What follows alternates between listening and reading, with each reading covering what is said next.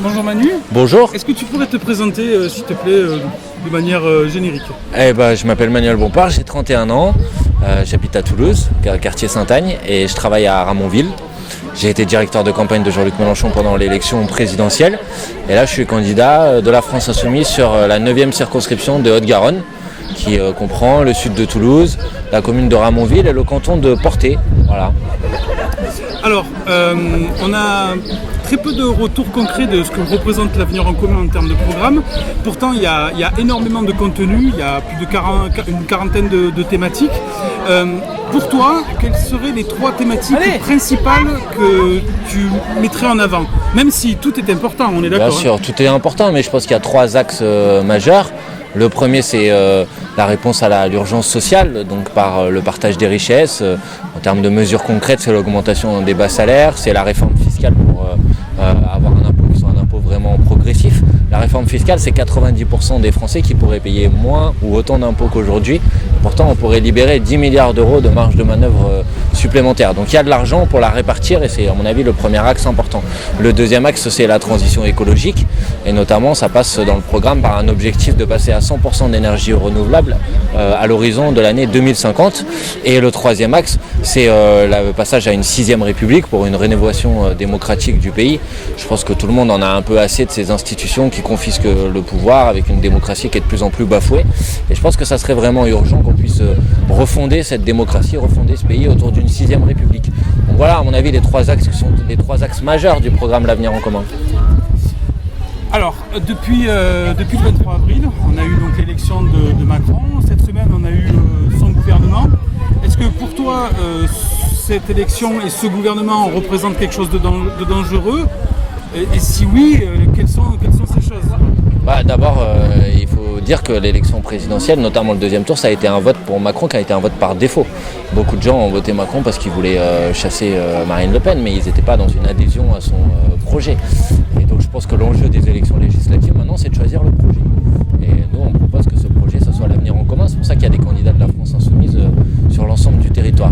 Après, ce que je ne partage pas, et ce qui me paraît effectivement dangereux dans le programme d'Emmanuel Macron, c'est d'abord cette idée de réformer, ou on devrait dire de casser et de briser le code du travail, et en plus de le faire par ordonnance, ce qui est la négation de la démocratie, mais également ces politiques d'austérité qui vont se poursuivre avec la suppression d'un grand nombre de postes de fonctionnaires, alors qu'au contraire, il y a des besoins immenses dans ce pays qui ne sont pas comblés en termes de services publics, dans la santé, dans l'éducation, y compris dans la police, où là, il y a des postes de fonctionnaires à créer, surtout pas des postes de fonctionnaires à supprimer.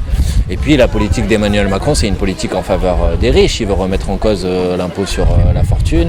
Il ne veut pas, comme nous, lisser et faire la réforme fiscale dont le pays a besoin. Donc je pense que sur la question économique et sur la question sociale, Emmanuel Macron, c'est effectivement très dangereux. C'est aussi dangereux parce qu'il ne veut pas s'attaquer à l'impératif écologique qui est aujourd'hui, autour duquel on ne peut plus tourner aujourd'hui. Les responsables politiques qui sont justement responsables, ils devraient enfin s'attaquer à la question de la rénovation et de la transition écologique de l'économie dans ce pays. Et clairement, il n'a pas dit un mot sur ce sujet dans sa campagne. Alors j'ai bien vu que Nicolas Hulot était dans son gouvernement, mais dans ce même gouvernement, vous avez aussi Édouard Philippe, le Premier ministre, qui a été un des plus fervents partisans du lobby nucléaire, et un certain nombre de ministres qui ne se sont pas prouvés, qui n'ont pas prouvé ces dernières années un attachement à la question écologique. Donc voilà, je pense effectivement que si on n'arrive pas à remplir notre objectif, mais moi je suis sûr qu'on va y arriver, c'est-à-dire avoir une majorité autour du programme L'Avenir en commun aux élections législatives, alors il faudra résister face aux mauvais coups.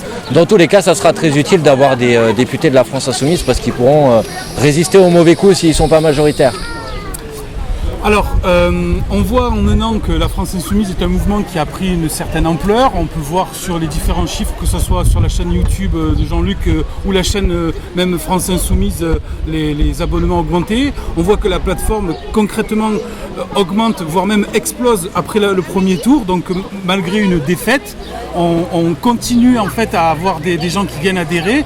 Est-ce que pour toi, c'est la France Insoumise, ça va être rapide les impacts que ça va apporter, ou est-ce qu'on va durer pendant 10, 15, 20 ans avant d'arriver à faire changer les choses? Non, moi je crois que ça va être rapide. D'ailleurs, on a commencé. à faire bouger les lignes. C'est vrai qu'on n'a pas réussi à être au deuxième tour de l'élection présidentielle, il nous a manqué moins d'1 million de voix. Mais le score qu'on a réalisé, et en particulier dans les grandes villes, quand on analyse un peu les résultats, montre qu'on a déjà réussi à faire beaucoup bouger les lignes. Moi je suis convaincu qu'à l'élection législative, déjà on va envoyer de nombreux députés de la France Insoumise à l'Assemblée nationale. Et quoi qu'il arrive, que la force qu'on a construite, c'est plus de 500 000 personnes réparties partout dans le pays. C'est une force qui va compter, qui va peser dans les années qui viennent. Aujourd'hui, la France Insoumise, c'est l'un, voire le premier mouvement politique du pays. Il sera très fortement représenté à l'Assemblée nationale. Il mènera des campagnes, quoi qu'il arrive, dans les prochaines années pour continuer à porter le programme L'Avenir en commun, même si dans l'hypothèse où on n'arriverait pas à l'amener à l'Assemblée nationale, on continuera à le porter dans la société. Et puis les prochaines échéances qui vont arriver les années d'après, il faudra compter sur nous. Moi, je suis sûr que c'est une force qu'on ne pourra pas oublier, qu'on ne pourra pas écarter maintenant. Il faudra compter sur elle. On n'est pas rassasié. Et je pense que, comme c'est une citation de Albert Camus qui disait qu'au milieu de l'hiver, on a découvert en nous un invincible été. Voilà, je crois que la France Insoumise, c'est cet invincible été. Alors, si tu avais la possibilité de parler, enfin, tu as la possibilité de parler tract, tout ça, mais on va dire directement aux citoyens lambda, c'est-à-dire sans qu'ils soient de gauche, de droite, mais juste de manière générale, qu'est-ce que tu aimerais dire directement à la personne qui va aller voter au mois de juin, que ce soit sur ta circonscription ou de manière plus générale? D'abord, je lui dirais que c'est pas terminé, que c'est vrai que Jean-Luc Mélenchon il n'a pas réussi à être présent au deuxième tour, c'est dommage, mais pour autant, ce que je disais tout à l'heure, Emmanuel Macron il a eu un vote par défaut au deuxième tour. Donc les Français ils n'ont pas choisi un projet de société, ils ont cherché à chasser Marine Le Pen. Et donc c'est aux élections législatives qu'il faut choisir le projet de société qu'on veut. Et donc moi je dirais à tous ceux qui ont voté Jean-Luc Mélenchon, mais même plus largement à tous ceux qui s'intéressent à l'avenir du pays, de consulter le programme L'Avenir en commun, vraiment de le prendre en détail, parce que je pense qu'une élection ça permet de choisir entre des confrontations politiques, des projets politiques différents. Et je leur dirais de vraiment consulter ça et de se faire leur propre choix, mais vraiment d'aller voter, parce que l'élection législative, d'habitude dans la Ve République, elle est un peu moins importante parce qu'il s'agit juste d'amplifier la dynamique de la présidentielle.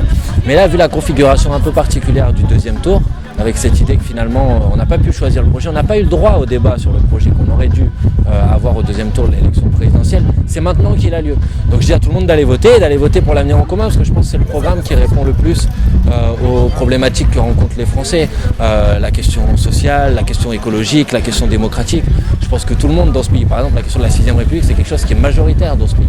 Je pense que tout le monde est conscient des enjeux qui sont devant nous, et je pense que le programme L'Avenir en commun est celui qui les répond avec le plus d'intelligence, le plus de sérieux. C'est un programme qui est entièrement chiffré. On n'est pas condamné à la résignation, on n'est pas condamné au mauvais jour, et je pense qu'au contraire on peut ouvrir une période des jours heureux. Voilà, je pense qu'on peut retrouver le goût du bonheur. Voilà, et donc je leur dis d'aller voter pour le goût du bonheur. Alors on va conclure avec deux petites questions qui sont d'ordre, on va dire, un peu plus people entre deux gros guillemets. Tu as été directeur de campagne de Jean-Luc Mélenchon, donc il y a deux questions moi, qui me tiennent particulièrement à cœur. C'est Antoine qui paraît si gentil, pourtant on voit qu'il a été super vindicatif sur la constituante à Toulouse. Donc est-ce qu'en fait Antoine n'est pas vraiment un méchant, et est-ce que Mathias est vraiment un feignant, ou est-ce que c'est juste une fake news quoi? Non, alors je pense que Antoine il est gentil, mais il a un attachement à Châteauroux qui est un attachement un petit peu trop viscéral, quoi. C'est-à-dire que c'est plus la raison qui parle, parce que si c'était la raison qui parle, il se rendrait bien compte que la constituante à Châteauroux c'est pas raisonnable, et que la constituante à Toulouse c'est quand même beaucoup plus sérieux. Mais je lui en veux pas, parce que je comprends cet attachement viscéral, c'est l'endroit où il a grandi, etc. Je pense que c'est plus la raison qui parle. Quant à Mathias, il travaille quand même. Moi je voudrais le dire quand même, je voudrais corriger ici une mauvaise information. Bon, il travaille pas énormément, mais non, il travaille pas énormément, c'est vrai, mais non, il bosse quand même. Il bosse, et ils ont fait un gros travail, toute cette équipe, sur les réseaux sociaux. Je pense que ça a été très vu, très remarqué dans notre campagne. Clairement. Je te remercie. Merci. Et comme alors, je te souhaite un gros merde, à part que toi, je voudrais pas t'envoyer à l'Assemblée, je préférerais t'envoyer à Matignon. Voilà. On peut peut-être y arriver. Non, moi je suis sûr qu'on va y arriver. Voilà. Merci.